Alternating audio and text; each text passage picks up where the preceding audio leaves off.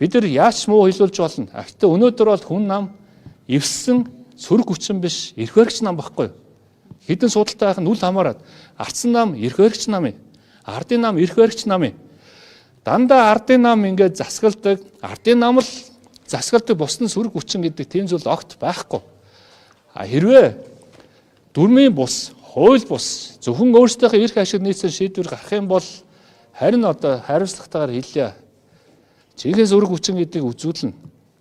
Тэгээд та нар өөрсдөө усыгаа эрх ашигын төлөө биш бол дараагийн үе чинь гарч ирж байгаад хариуцлага тооцох болно гэдгийг бас хэлж байна. Өөрөөр хэлэх юм бол Монгол улсыг хаост оруулахгүйгээр парламентаа бэхжүүлэх энэ тал дээр бол хүн нам байна. Байна.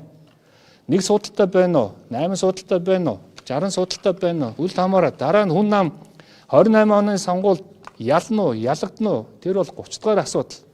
Өнөөдөр бидний шийдвэр бол Монгол улсын эрх ашиг гэд нэгдсэн. Тэгээд цаашдаа ч гэсэн үүнээс хойш засгийн газрууд бол дандаа ийм л байр суурьтай, ийм л байдлаар явна. 2028-аас 32 оны засгийн газар ийм л байна.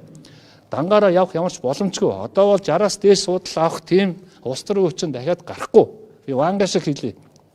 Ийм болохоор хамтарч ийж монголчууд явна. Хамтраад явж байгаа тохиолдолд дахиад ардсан намынхан одоо хамтрах соёлоо ойлго. Баруун Европын заврыг судал.